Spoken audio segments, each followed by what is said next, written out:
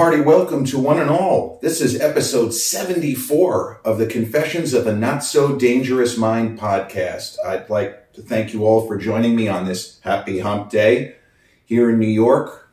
Weather is not so terrible today. We seem to be making headway in that regard.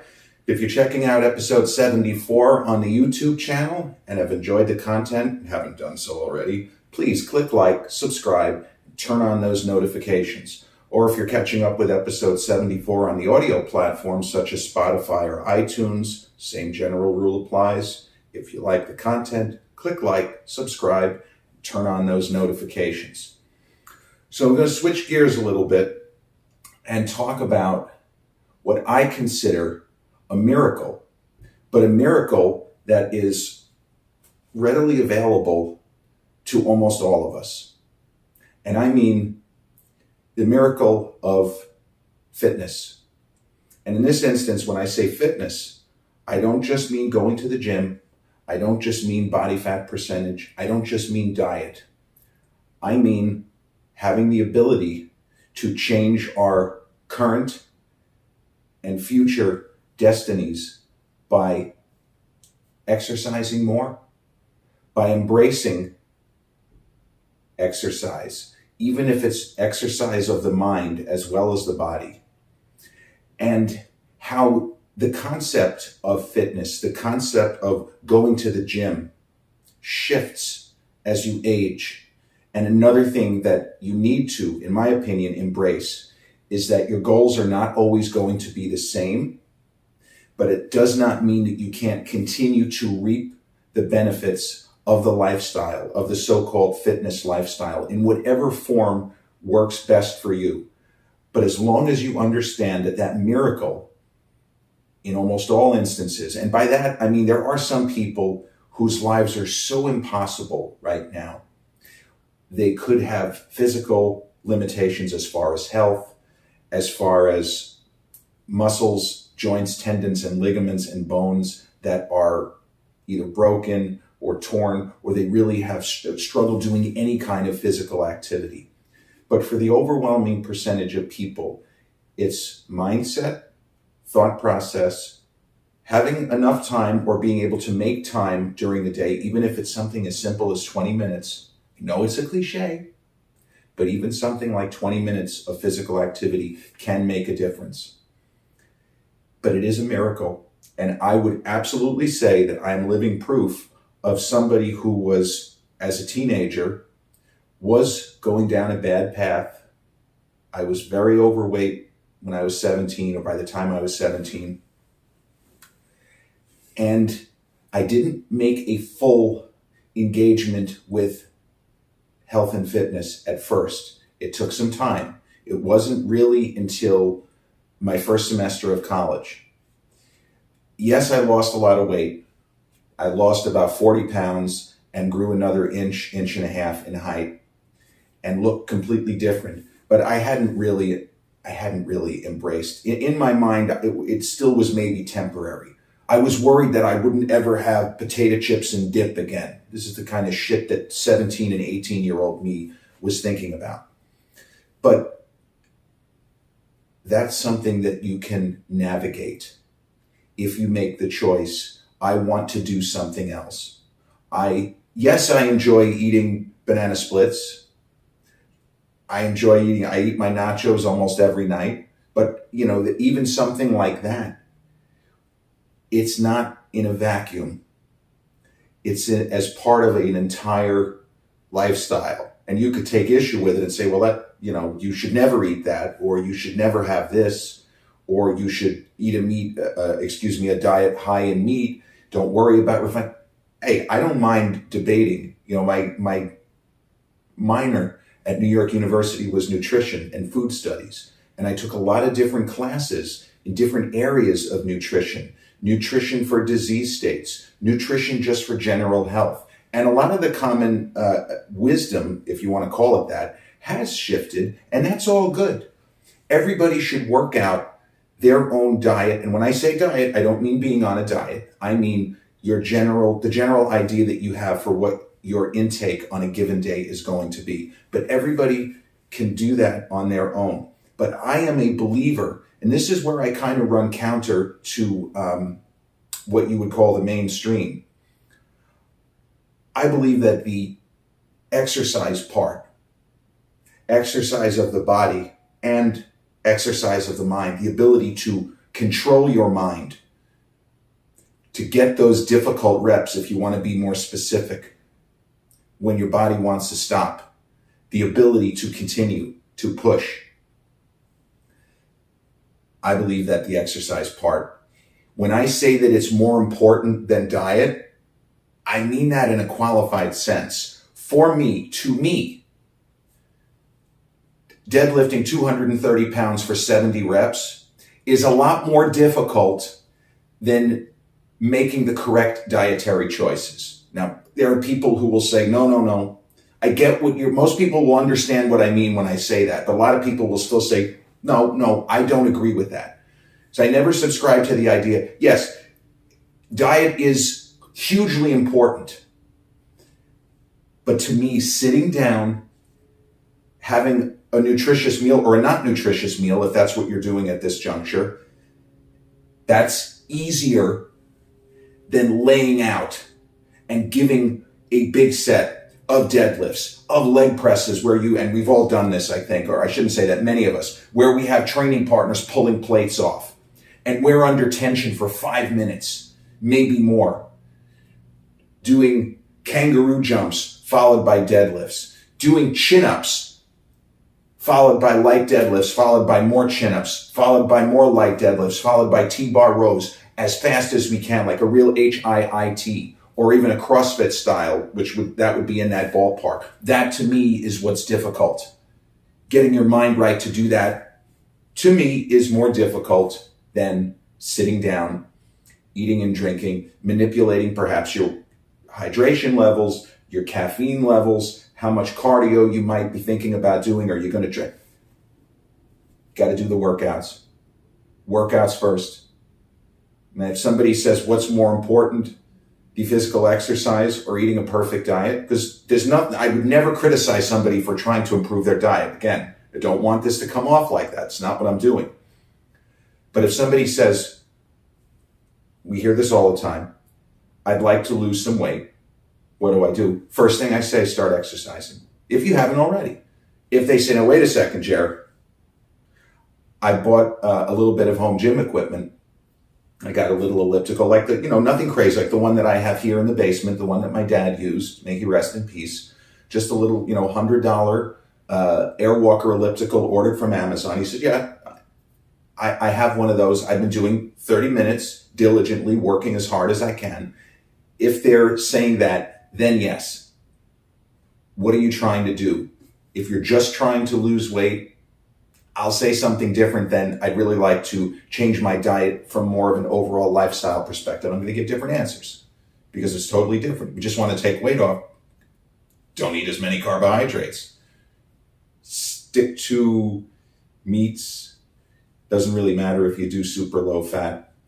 Have a lot of vegetable oils, or let's just say like avocado, olive oil, different.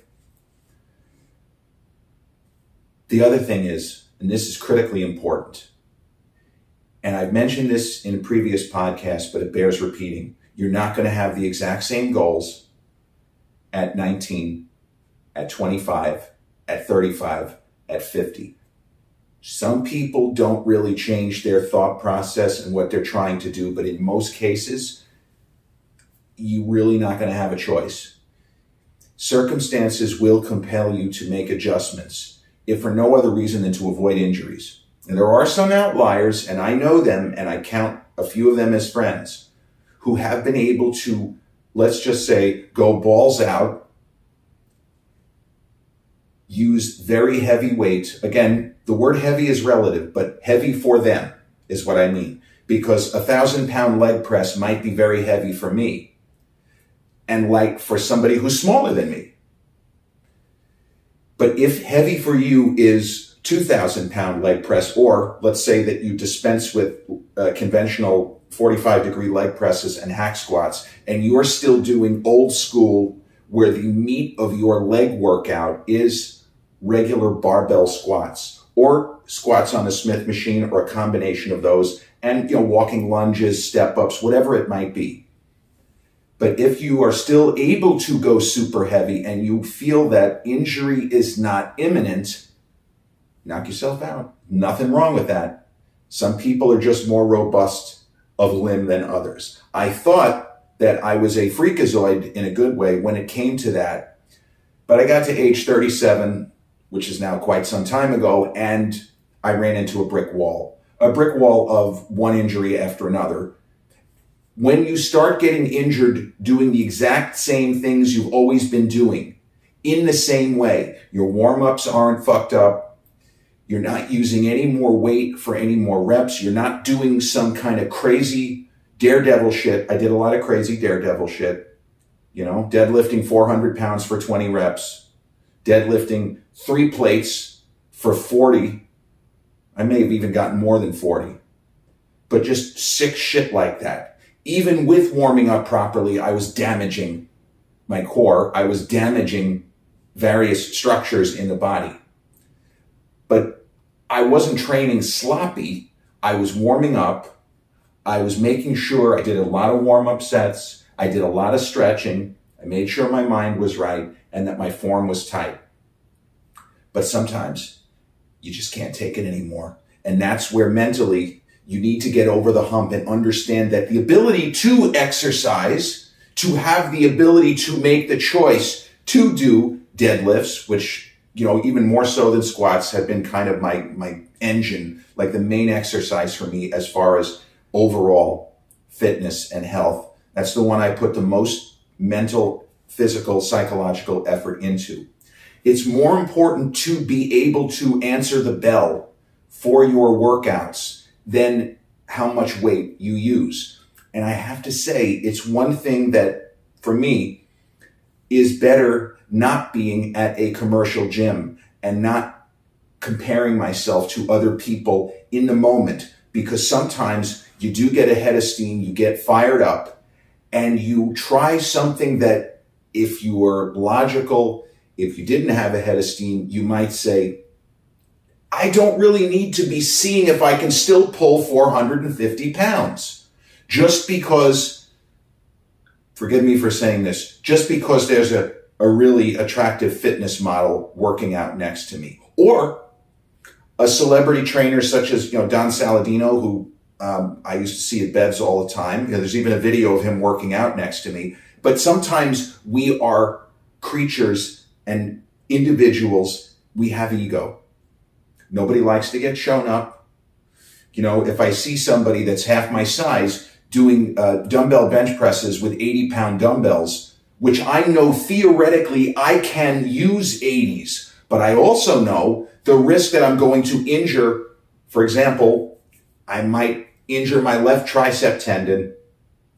It's not a good idea, no matter how much warming up I do. It's just not a good idea. So here, my goal, whether I'm doing weights at the gym in the clubhouse, around the corner, so to speak, or in the basement gym, and I have posted, not that it matters, but from the social media perspective, I've posted very serious sets in both venues recently. I'm not going to do anything injurious from the perspective of, this fucking kid is showing me up, because there isn't anybody. In immortal words of Rocky Balboa, it's just me against me. It's not me against... It's not me against that Russian. It's just me against me. And that is preferable. Because then I only have to answer to myself as far as, did I get everything that I could? My goal was to get 50 reps with 240 or 250 or whatever it is on deadlifts. Did I get there? Did I leave reps in the tank? Did I quit when I said that I was going to go to the wall and try to break through the doors, break on through to the other side? One of the great training phrases from the 90s, did I see the white buffalo? I don't know what the white buffalo is, but there was a training guru, a very entertaining guy who knew his shit. I think his name was Bob Wellen. He operated out of Washington, D.C., trained a lot of professional athletes. including, if memory serves, the fantastic college basketball player won a national championship with Louisville, I think, and Denny Crum. Purvis Ellison, never nervous Purvis, trained him. And he's a guy that used to use the phrase, you know you're done when you see the white buffalo.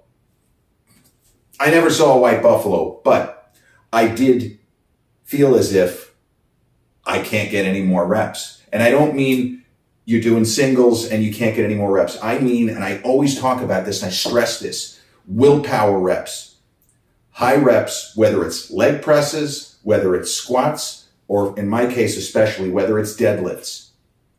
When you take a weight and you know going in, I have the capacity, strength-wise and endurance-wise. I know I can get at least 25.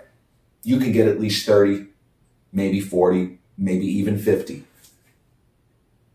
But it's all part of the magic of exercise and fitness. And there's nothing wrong with pushing the envelope. I'm not in any way telling you to take it easy. I'm telling you to be mindful and keep it in mind. If you're thinking I might get hurt, don't do it. It's another thing I can tell you at my advanced age of 50. If you think something is dangerous, don't do it.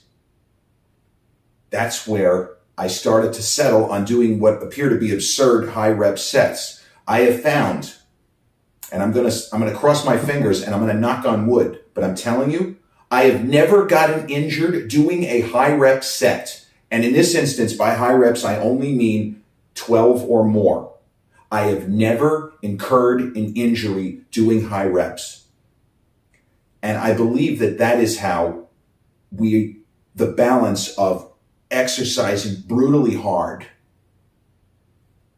but safe, being safe, not taking unnecessary risks. Because I would say that, I did a set of deadlifts last week, right? Like 235 pounds for 60 or whatever the exact amount was. It may have even been more. But, you extrapolate, to use a great mathematics term. But if you start saying, okay, well, if he could do this many reps with this, how many could he do if he just decided to do 315, for example? Because I have enough plates, the T-bar, to make it 315. I know that going to 315, even if I can get a lot of reps, it doesn't feel safe. Every rep feels like something might go. Something might go. I might get injured here. And when I was at the apartment in Huntington, I did have a day where I loaded the bar as heavy as it would go. I went up to 315. And when I say 315, with the plates plus the 55-pound bar, total 315 pounds. So I did a big set of 10 reps. And the 10 reps were never in doubt, but as I came up with rep number 9, I felt something go in my back. Almost felt the spinal column shift just a little bit. Just a little. It was a tweak. And then, of course, I did another couple of reps because you get caught up in a moment and you are not your most intelligent self. Fortunately, despite that, I didn't miss any time. I was back deadlifting a week later, light. You know what? I think I'm just going to stay with one plate, which with that 55-pound trap bar, not T-bar, trap bar, would mean 145 pounds. I've never been injured to a point where I could not at least do rehabilitative kind of exercise.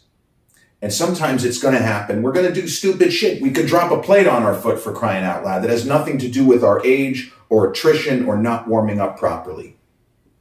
Got to be ready for everything. But I know this. I have friends who have been injured and people, my good buddy Mark, we had so many great philosophical debates about this topic, and not just with him, with other people, because they all know that at a certain point, when I was still in my 30s, I completely revamped not just the training, but the thought process. And I was able to be okay with a a lot of stuff that as a younger person, you don't think that you're going to have to make these kind of decisions. When you're 21, 22, looking to grip and rip, 4 plates on deadlifts, you're not thinking that maybe some people are, but I sure as fuck wasn't. I wasn't thinking that there was going to come a point in 15 years where maybe it won't be such a great idea to do this at this level of weight. Maybe I'll be setting myself up for serious injury, maybe permanent injury, maybe the kind of injury where I will have to have surgery. That is the worst case. I speak in absolutes, I shouldn't. It is a bad scenario, all right? I'll hedge my bet. You don't want to have to ever get surgery because of a training accident. And I know we're bombarded on social media with these horrific training injuries. I don't even mean that. I'm not talking about the kind of disaster where you're attempting to squat 600 pounds and you tear your quad. I'm talking in a smaller scale where it's still awful, where you seriously injure your knee. Let's say you're doing CrossFit. I had a friend who was doing CrossFit. He didn't tear his quad, but he severely strained a quadricep muscle, and he was having difficulty walking for quite some time. I'm even going insofar as saying, try to avoid that. Be mindful of the living force, young Padawan. Just be mindful of things that can go wrong. It's not saying to train scared. It's saying to just be alert. Work set, you give it everything you have, but make sure in your mind, have I done the requisite stretching? Have I done the proper warm-ups? Am I really ready to go? Can I handle this weight? And don't be afraid of embracing the idea of higher reps, because I give you another guarantee. I go downstairs right now, it's not chest day, but if it were, I can take 50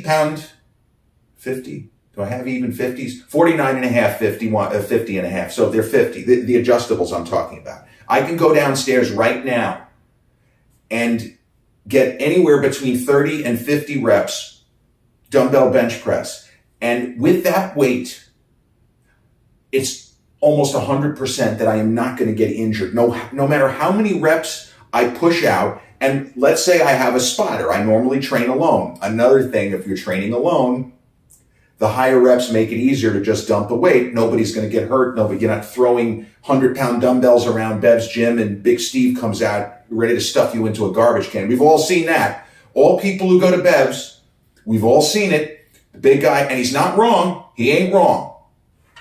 Because people have gotten injured with dumbbells being casually tossed. Got to be careful. But I go down there right now and I get a light to moderate reps set of benches for very high reps, or shoulder presses where I say, okay, I got 40-pound dumbbells and let's just see how much I can do. Same concept. I go into those sets comfortable in the knowledge that I am not going to get hurt. I can go, if you'll excuse the Office reference, I can go as hard as I can for as long as I can. That's what she said. But I'm not going to get injured. I'm not going to get injured.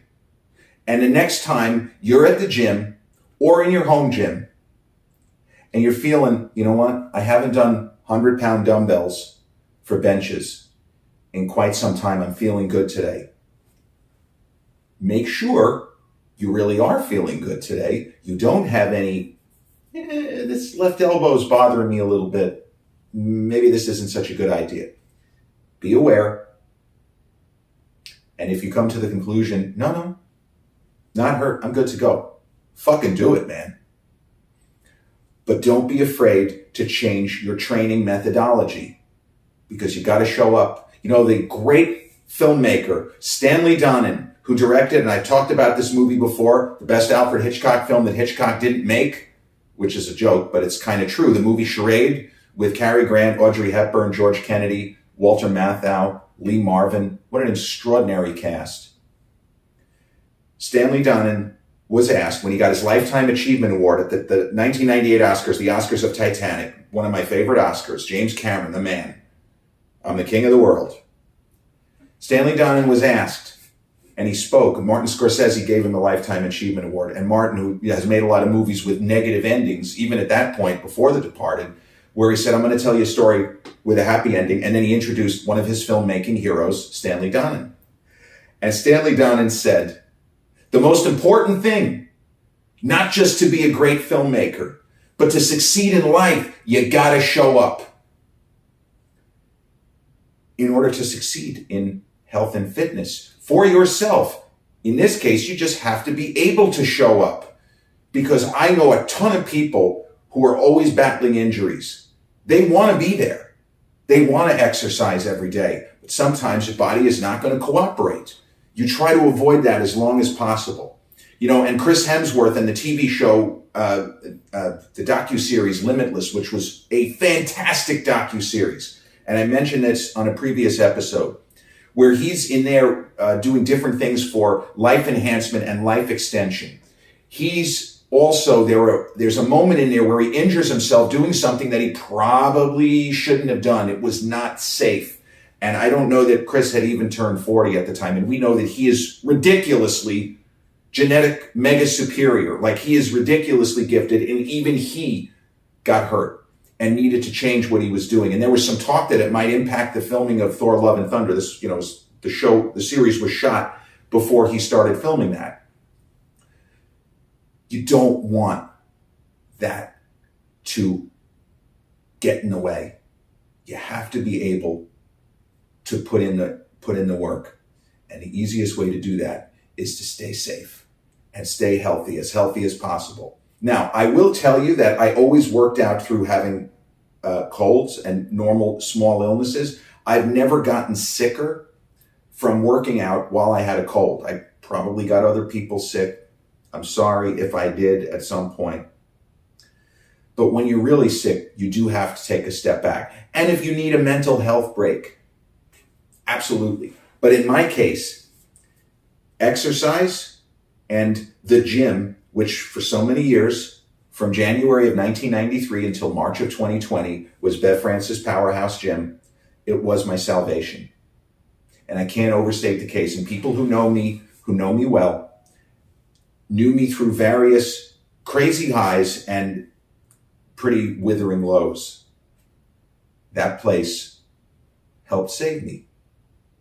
It kept me balanced because I was still able to focus on whatever goals I had as far as exercise. And in some cases, you need the distraction. You need to have that ability to wake up when it feels like everything is crumbling around you.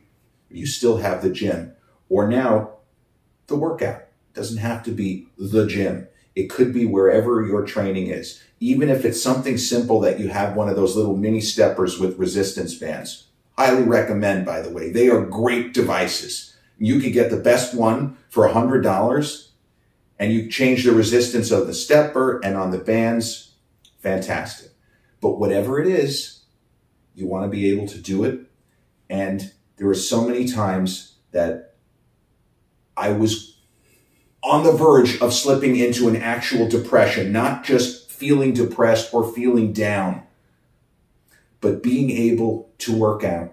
And in those times, back in the day, having friends, like-minded people around me. That is also very helpful, to have people with emotional, psychological support. No man or woman is an island. I do believe we need people. As much as I spend an inordinate amount of my life by myself, people need people. And you got to show up. Like Stanley Donen said, you got to hire Cary Grant and Audrey Hepburn and Fred Astaire and Gene Kelly. But ultimately, you got to show up. So the best workout programs and diet plans known to man are only viable if you show up. And in this case, especially as you get older, if you avoid injury and you have the capacity to show up. And with that, we've reached the end of episode 74 of the Confessions of a Not So Dangerous Mind podcast. I hope you don't mind shift gears back into fitness and health and mindset. But if you're checking out episode 74 on the YouTube channel and haven't done so already, click like, subscribe, turn on the notifications. Same goes for the audio platforms such as Spotify, iTunes, or the rest. I'll be back with episode 75 real soon. Until then, yours in strength, health, and positive mindset. Peace.